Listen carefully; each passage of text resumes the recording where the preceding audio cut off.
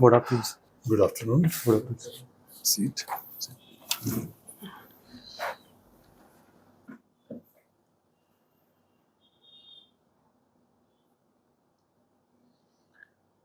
Yes, Sambhaji. बताइए अपने बारे में. Give your introduction. Sir, my name is Sambhaji Yadav. I am from Chandwad. I have completed my graduation in BA from SNJB College, Chandwad, and then DMV course from Strange, and I'm currently doing internship in Jain Savak Solution. And Okay. I am from farming background. My mother is housewife and brother is farmer. So, Sambhaji, how do you see the farming industry or agriculture? कैसे देखते हो आप?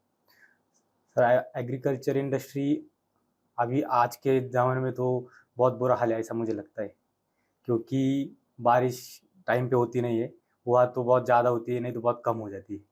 और कोई मतलब हम जो फसल लेते वो मतलब निकलने का वक्त आता है तभी बारिश हो जाती है, तो अच्छा। पूरा नुकसान है। और जो अभी गवर्नमेंट है वो भी मुझे ऐसा लगता नहीं है कि फार्मर के साइड से कुछ डिसीजन ले रही है, तो थोड़ा मतलब फार्मर का जो है उसका थोड़ा प्रॉब्लम चल रहा है सब। तो आपको लगता है कि कुछ फ्यूचर रहेगा फार्मिंग का यस, या क्या फ्यूचर होगा रहेगा। उसमें? फ्यूचर ऐसा रहेगा सर कि क्योंकि अभी नए नए जो इंडस्ट्री ना वो डेवलप हो रही है, नए नए टेक्निक दे रहे फार्मिंग के लिए। जैसे अभी वाटर का टेक्निक के लिए हम सिंचन यूज कर रहे हैं, लेक के लिए भी बहुत अच्छे से गवर्नमेंट दे रहे हैं अभी। और हम ऐसा भी सोच सकते हैं कि अभी जो इंडस्ट्रीज है वो फार्मर के लिए खुद प्रोडक्ट भी देते हैं, मतलब जो हम बोलते हैं ना कच्चा माल जो देते हैं वो भी देते हैं, और उनसे जो प्रोडक्ट पूरा होने के बाद, फसल पूरी होने के बाद वो खुद लेके जाते। तो फार्मर का जो बोलते हम बोलेंगे सर उसे फार्मिंग का जो रिस्क है वो कम हो गया है, फार्मिंग का रिस्क कम हो गया है। ओके। सो आपने चांदवड़ से फिर आए यहाँ नासिक और डिजिटल मार्केटिंग का कोर्स किया ना। डिजिटल मार्केटिंग के कोर्स में आई कैन सी जेंसा वर्क सॉल्यूशंस में आपका वर्क एक्सपीरियंस रहा है ना? Yes sir. वेबसाइट डिजाइनिंग का प्रोसेस क्या फॉलो करते हैं आप? How do you design a website? Sir मैंने सीखा है, मैं लोकल WP पे डैशबोर्ड क्रिएट करके उसमें प्लगइन इंस्टॉल करके और एलिमेंटर का यूज़ करके वेबसाइट डिज़ाइन करते पहले, और बाद में हमारा काम डन हो जाने के बाद डिज़ाइन का हम उसको लाइव करते। ओके। सो वर्डप्रेस का जो डेटाबेस है वो कौन से प्रोग्रामिंग लैंग्वेज में एक्सेस किया जा सकता है और कौन सा डेटाबेस आपने यूज़ किया है? सर डेटाबेस मैंने लोकल WP पे बनाई वेबसाइट। आपने डेटाबेस देखा है कभी डेटाबेस WordPress नहीं। का? ओके। सो वेबसाइट डिज़ाइन करने में जैसे एक तरफ मैं डिज़ाइन कर रहा हूँ, मैं चार्ज कर रहा हूँ 40,000 रुपीज़, ये चार्ज कर रहे हैं 80,000 रुपीज़। तो ऐसे प्राइस का वेरिएशन क्यों है? जबकि दोनों ही वेबसाइट बना रहे हैं, सेम कंपनी के लिए बना रहे हैं, लेकिन अलग-अलग प्राइसेस क्यों हैं? सर उसमें रिक्वायरमेंट्स का, अगर ये आप 80,000 ले रहे हैं और ये 40,000 ले रहे हैं, तो इनका जो वेबसाइट का डिज़ाइन है और वो जो पेजेस क्रिएट कर रहे हैं उसकी जो स्ट्रेंथ है वो कम होगी। आप जो पेजेस क्रिएट कर रहे हैं वो ज़्यादा पेजेस क्रिएट कर रहे होंगे, या कीवर्ड्स ज़्यादा एंटर कर रहे होंगे, जो जिस कीवर्ड पे हमें रैंक करना है, जो ज़्यादा से ज़्यादा कीवर्ड आप एक पेज में डालेंगे तो उसका प्राइस ऑलरेडी बढ़ेगा। वेबसाइट का डिज़ाइन लेके, वेबसाइट का डिज़ाइन हम यूज़ कर रहे हैं वो डिज़ाइन भी अच्छा होगा। इनका जो डिज़ाइन है वो कंपेयर में अच्छा, मतलब कंपैरिजन में थोड़ा कम होगा, ऐसा मुझे लगता है। और कीवर्ड्स में, इस मामले में कीवर्ड्स में ज़्यादा फोकस होता है, क्योंकि वेबसाइट में जितने कीवर्ड हम यूज़ करते हैं उसके ऊपर हमारा वेबसाइट का बजट जाता है। ओके। सो कीवर्ड अगर मुझे चूज़ करना होगा तो कौन से टूल्स आप यूज़ करिएगा कीवर्ड फाइंड करने के लिए? सर हम keywordtool.io एक टूल है, और सेमरश एक टूल है जहाँ पे हमें बहुत अच्छे से सजेशन मिलते हैं कीवर्ड ओके। फाइंड सो करने। सेमरश में ऐसा क्या डेटा आपको मिलता है जो keywordtool.io में नहीं मिलता कीवर्ड से रिलेटेड?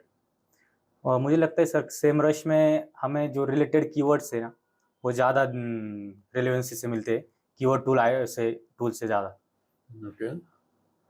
और केडी क्या होता है सेमरश में? कीवर्ड डिफिकल्टी सर, जो हम कीवर्ड पे रैंक करना है हमें, उसका जो डिफिकल्टी लेवल रैंक करने के लिए कितना है वो कीवर्ड डिफिकल्टी लेवल होता है, जो हमें सेमरस में और बहुत क्या अच्छा। रेंज है, क्या वैल्यू होती है इसकी?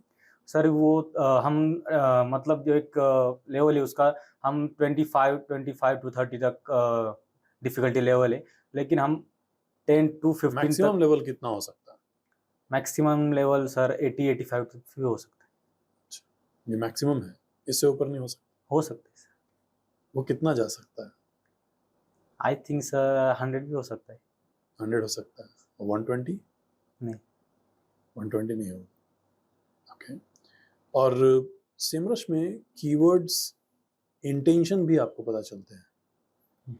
क्या होते हैं keyword intent? Sir, keyword intent में कीवर्ड कौन से, हम जो कीवर्ड यूज़ कर रहे हैं वो कौन से चीज़ के लिए, मतलब हम इंफॉर्मेशनल कीवर्ड यूज़ कर रहे हैं या नेविगेशनल यूज़ कर रहे हैं या ट्रांजैक्शनल यूज़ कर रहे हैं।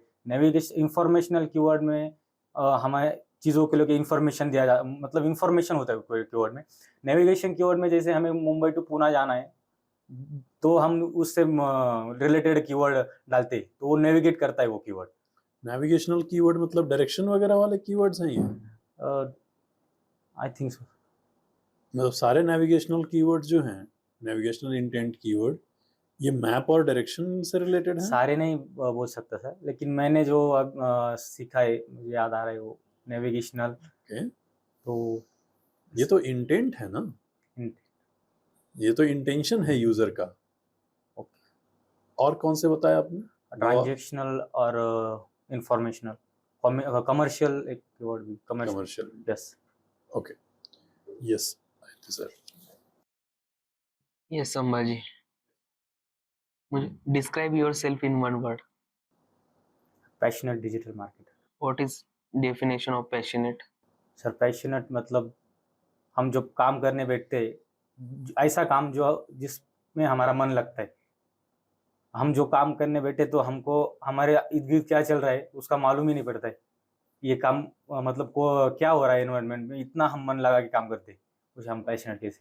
सर्टिफिकेशन में मैं देख रहा हूँ आपने Google ads measurement certification complete किया है।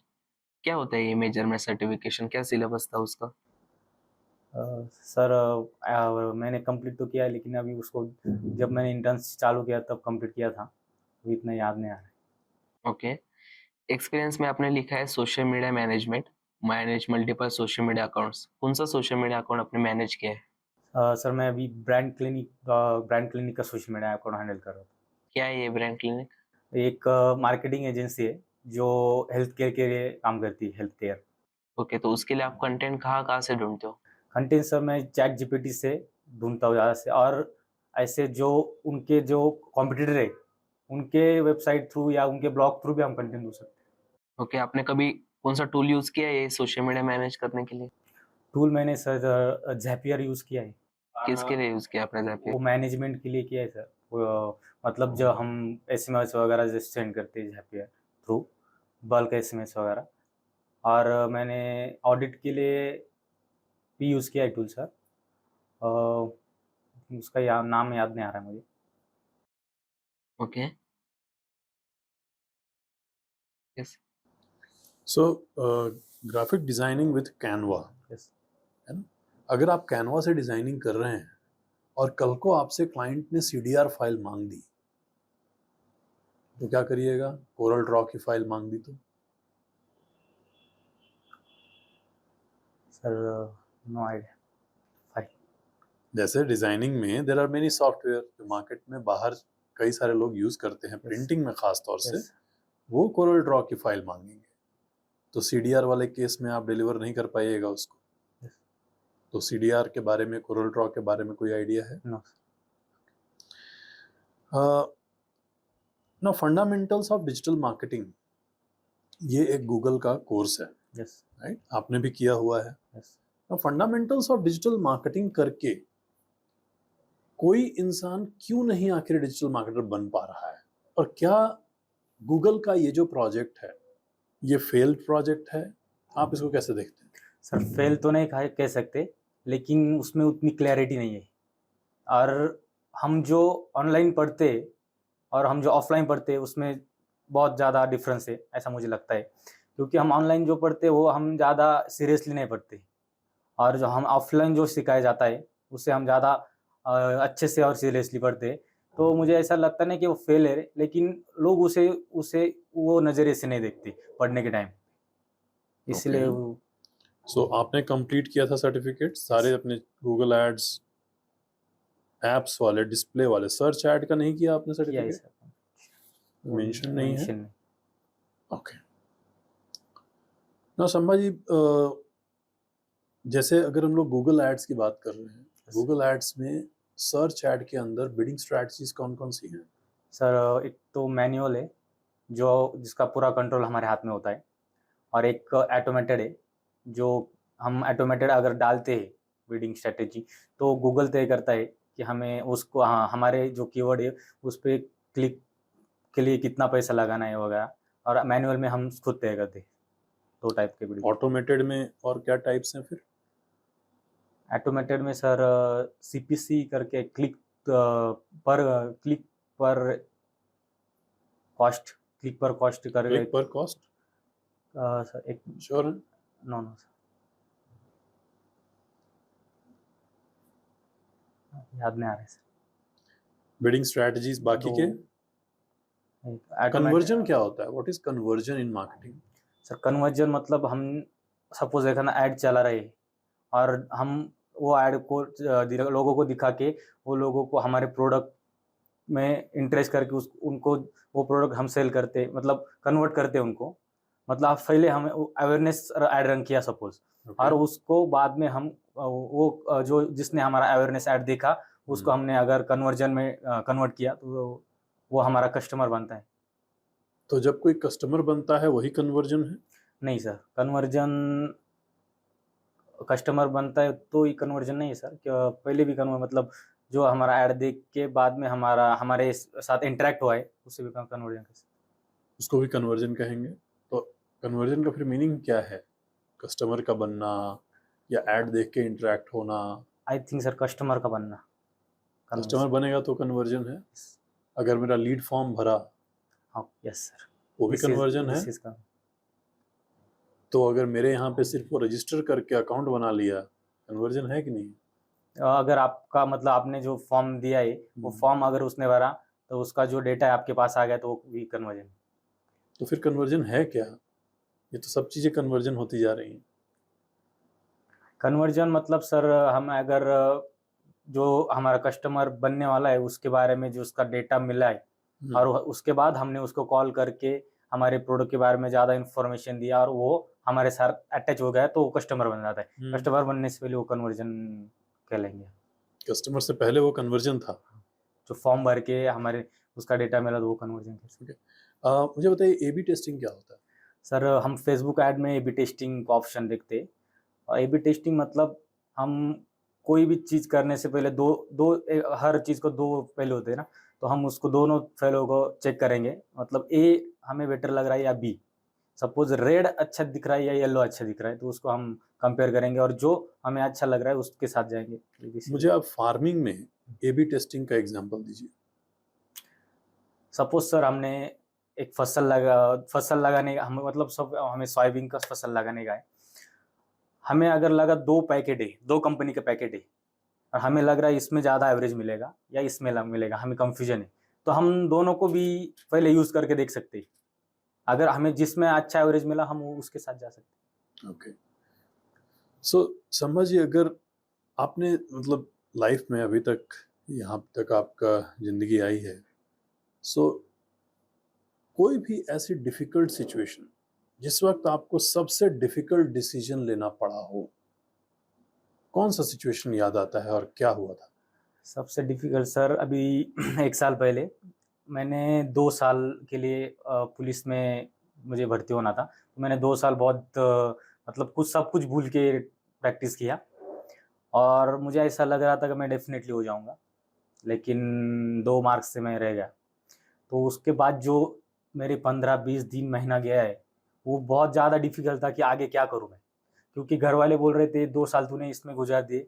मेरा मन कह रहा था कि अभी और उसमें आगे पढूँ, लेकिन घर वाले बोल रहे थे कि ऐज हो रहा है, जॉब करना है और घर पे पापा नहीं है, इसलिए मम्मी का पूरा मतलब जिम्मेदारी आता है। तो ऐसा लग रहा था अभी कौन सा मतलब डिसीजन क्या लूँ, मैं समझ नहीं पा रहा था। उसके बाद इंटरनेट में सर्फिंग कर रहा था, उसके बाद मुझे डिजिटल मार्केटिंग में आने का इंटरेस्ट हुआ। एक्चुअली मैं जब डिजिटल मार्केटिंग में आया तो मुझे ये डिजिटल मार्केटिंग क्या होता है, एक 0% नॉलेज था। उसके बाद मैंने 2-3 दिन आपका क्लास अटेंड किया, उसके बाद मुझे इंटरेस्ट आने लगा धीरे-धीरे और अभी मुझे बहुत अच्छे से इंटरेस्ट है उसमें और मैं आगे जाके डिजिटल मार्केटिंग में मतलब करियर कर सकता हूँ, ऐसा मुझे डेफ़िनेटली तो वो लगता है। टाइम आपके लिए डिफिकल्ट वो था बहुत डिसीजन? ज़्यादा difficult. Okay, yes Aditya sir. Yes, आपने यहाँ पे लिखा है ई-कॉमर्स लिखा है आपने स्किल्स में। ई-कॉमर्स मार्केटिंग के लिए आपने कौन-कौन से प्लेटफ़ॉर्म यूज़ किए? सर मैंने शॉपिफ़ाई यूज़ किया है और वूकॉमर्स वर्डप्रेस भी यूज़ किया, वूकॉमर्स। ओके, कौन-सा बेटर है? शॉपिफ़ाई बेटर है, yes, WooCommerce I think better so है? Shopify better. क्यों बेटर है शॉपिफ़ाई? शॉपिफ़ाई में जो ऑप्शंस है और जो रिलेवेंट है वो विज़र यूज़र फ्रेंडली है शॉपिफ़ाई का। ओके, शॉपिफ़ाई में हम ब्लॉग बना सकते हैं क्या? ब्लॉग शॉपिफ़ाई में नहीं सर, ब्लॉग नहीं बना ब्लॉग नहीं बना सकते हम शॉपिफ़ाई में? नहीं, मैंने ब्लॉग क्रिएट तो नहीं किया शॉपिफ़ाई। ओके, पेजेस बना सकते हैं हम यस, शॉपिफ़ाई में? पेजेस बना। कलेक्शन क्या होता है ई-कॉमर्स में? सर कलेक्शन हम जो प्रोडक्ट है वो कलेक्शन में ऐड करते हैं। जैसे अभी हमने प्रोडक्ट ऐड किए पे उसमें हम ऑटोमेटेड भी प्रोडक्ट कलेक्शन में ऐड कर सकते हैं और मैनुअल भी कर सकते हैं। जैसे हमें ऑटोमेटेड करना है तो हम ऐसा मतलब हमारे प्रोडक्ट में जो अंडर 1000 रुपीज़ की जो प्रोडक्ट है वैसे हम डाल के वो ऑटोमेटिक कलेक्शन में ऐड हो जाएंगे।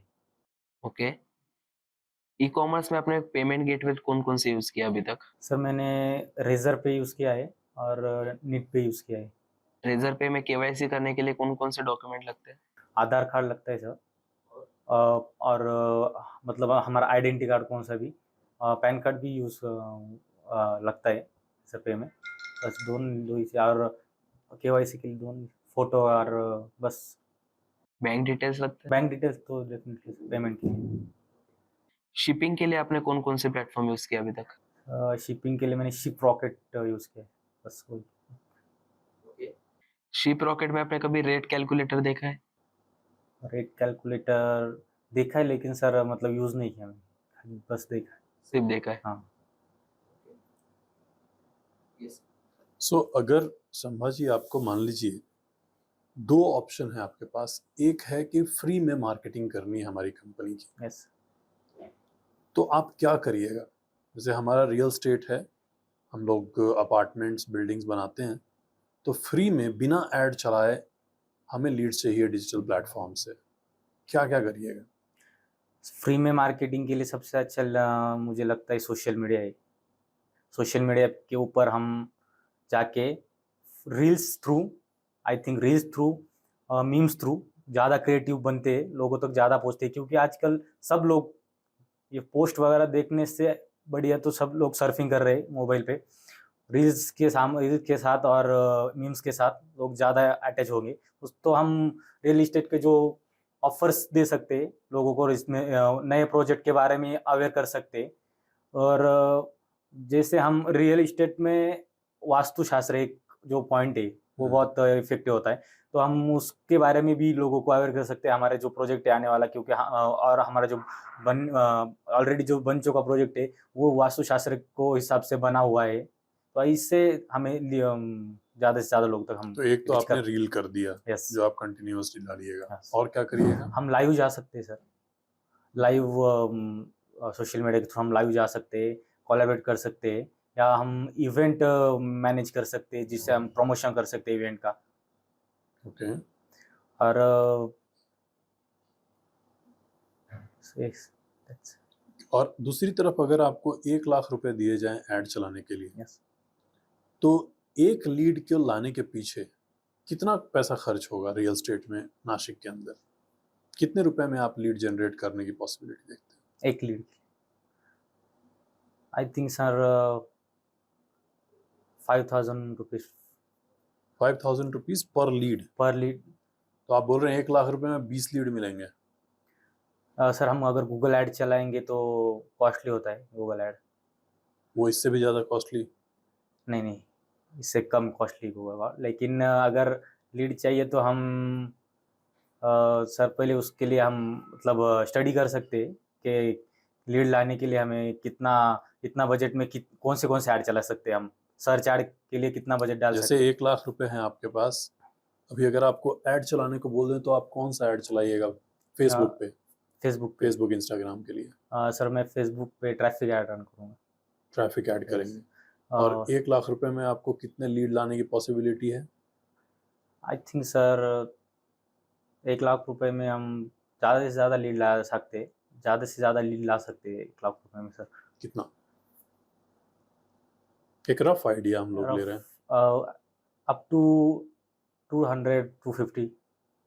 सो 250 लीड्स आप ला रहे हैं 1 लाख रुपए खर्च करके। एक लीड का कॉस्ट कितना आया?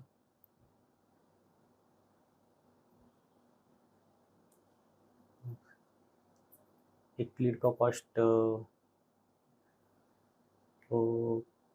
कर आपका निकलना पड़ेगा। हाँ, सो लीड का कॉस्ट आपका मान लीजिए फॉर एग्जांपल आप 250 लीड्स लेकर के आ Yes. गए, है ना? तो अराउंड 1 लाख रुपए आपने खर्च किए हुए हैं, लगभग 400 रुपए जा रहे हैं आपके, 400। है ना? सो पर लीड आप 400 रुपए खर्च करके लीड ला रहे हैं। और क्या इसमें से कन्वर्जन रेट एक्सपेक्ट कर रहे हैं कस्टमर बनने के? Yes sir. कितना? 4 or 5%। 4%। तो कितने सेल्स होने की एक्सपेक्टेशन है?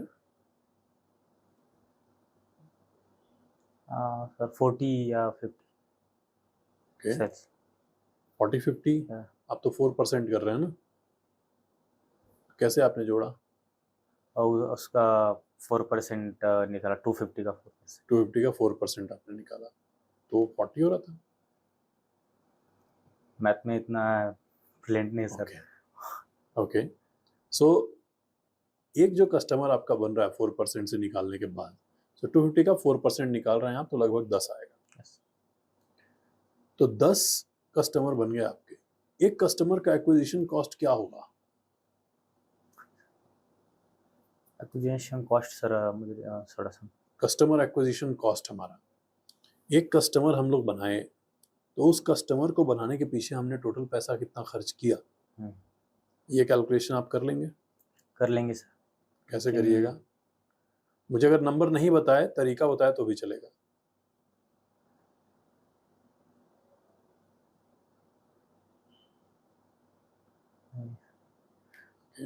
So customer acquisition cost add चलाते समय के लिए कितना इंपॉर्टेंट है? बहुत इम्पोर्टेंट सर। क्या पता चलता है इससे? हम कितना बजट लगा रहे हैं और हमें बजट सपोज हम अभी 1 लाख रुपए बजट लगाए ऐड के लिए और वो बजट से हमें कितना रेवेन्यू मिल रहा है, मतलब वो 1 लाख रुपए ऐड के लिए रन किए और उससे हमें कितना फ़ायदा हुआ, वो हम उसमें कैलकुलेट करते ये तो आपका ROS है ना? हैं। ये तो ROS है, बट CAC वो टर्म याद नहीं आ रहा सर। तो मान लीजिए हम दोनों एक मार्केटर हैं और मैंने भी ऐड चलाया, इन्होंने भी ऐड चलाया, ओके? मेरा CAC जो है वो 2000 रुपये है और इनका CAC जो है वो 1700 रुपये है। कौन बढ़िया ऐड चला रहा है? या आदित्य सर, ये अच्छा ऐड चला रहे हैं, क्यों? उनका कम है ऐड कॉस्ट। CAC दोनों का बजट सेम है, बजट सेम है। दोनों का बजट सेम है, दोनों ने सेम अमाउंट का ऐड चलाया है। सर मुझे ये टर्म मतलब इसका क्लियर करना पड़ेगा। समझ, मुझे एक बात बताइए, अगर आप कोई एनिमल होते तो कौन सा होना पसंद करिएगा और क्यों? सर मैं घोड़ा होना पसंद करूँ। घोड़ा, हॉर्स। हॉर्स। क्यों? पहली बात तो मुझे दौड़ना पसंद है तो मैं घोड़ा होना पसंद करूँगा। और बहुत बढ़िया। अभी के ज़माने में सबसे ज़्यादा अगर कौन सा मतलब एनिमल कॉस्टली है तो वो है राइडिंग, मतलब जो दौड़ने वाला रेसिंग हॉर्स, वो सबसे ज़्यादा कॉस्टली है। ओके, इसलिए मुझे तो लगता है घोड़ा होना अच्छा है। बहुत बढ़िया, बहुत बढ़िया। Anything else? अच्छा सर, यस संभा जी, कोई और क्वेश्चन हमारे लिए है आपको साइड से? सर क्वेश्चन नहीं। सो अब फीडबैक की बारी है। यस पहली चीज़ कि आपने कुछ आंसर्स बहुत अच्छे दिए हैं, बहुत बढ़िया। जिस तरीके से कॉन्फिडेंट वॉइस रहा शुरुआत में, कुछ जो हम ऐड में घुस रहे हैं जहाँ पे आप ऐड थोड़ा स्ट्रॉन्ग करिए। यस सर ऐड डेफिनेटली का पार्ट, बिडिंग स्ट्रैटेजी यस या आरओएस, सीएससी कंफ्यूजन, ये सब नहीं होना चाहिए। यस लेकिन जो आपने हाँ, दूसरा एक और क्वेश्चन मैंने किया था वर्डप्रेस का डेटाबेस। यस तो वर्डप्रेस का अभी बर्थडे गया है, कब का बर्थडे? कल था। यस सो वर्डप्रेस जो है वो आप जब इंस्टॉल करते हैं तो हम फटाफट साइट बनाने पे चले आते हैं। यस वो पोर्शन आप कंफर्टेबल हो गए हो, Comfortable. आपको इंस्टॉल करना है, साइट बनानी।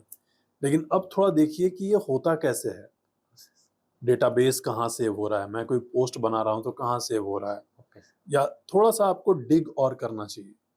जैसे आदित्य सर ने पूछा था शॉपिफाई के अंदर ब्लॉग सेक्शन है क्या, तो हमको थोड़ा डिग करना चाहिए कि उसमें है कि नहीं है, है ना? क्योंकि हमने ई कॉमर्स तो बना लिया साइट, राइट लेकिन अब हर मॉड्यूल के अंदर जो जो मॉड्यूल पे आप काम करते हैं उस पर थोड़ा सा डिग करिए, ओके उसके पैनल को देखिए। लेकिन जितना आपको पता था आपने बहुत अच्छे से आंसर किया है।